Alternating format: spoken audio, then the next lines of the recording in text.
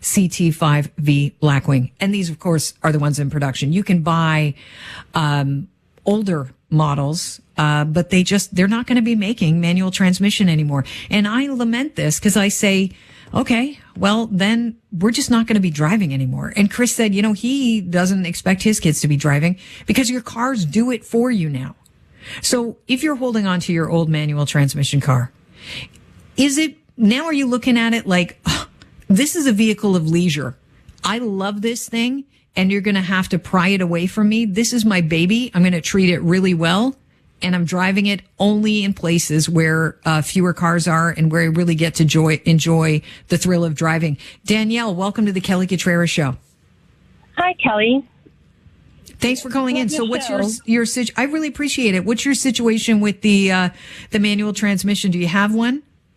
I absolutely do. I love my manual. I have learned from 15 years old how to drive a stick. I've also taught my children how to drive it because we've also lived abroad. So in South America, where we lived, everything is manual. It's reversed. So if you want freedom of mobility and you want to be able to drive in other places of the world, you're going to have to learn how to drive a manual transmission. And to me, it gives me more safety, control, and I feel more, engaged with the vehicle. Yeah, it's a thrill to drive. You really do feel like you're driving. And it's interesting that you say that, more freedom.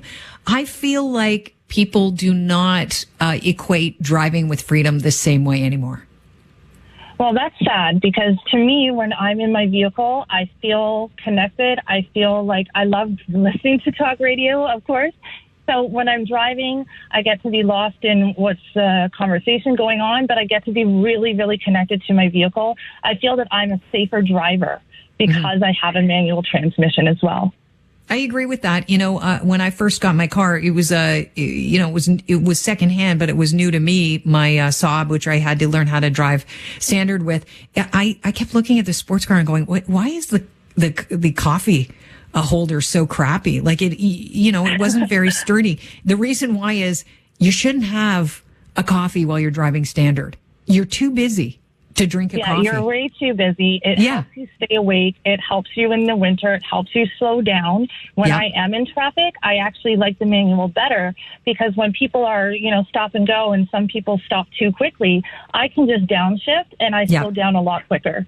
Yeah, that's true. Appreciate the call, Danielle. Really do. Let's go to Chris in Ajax. Welcome to the Kelly Cutrera Show. Chris, what are you driving and where are you driving it now? I don't drive it much, Kelly. Everything you said at the beginning of the topic is totally true. I have a 2000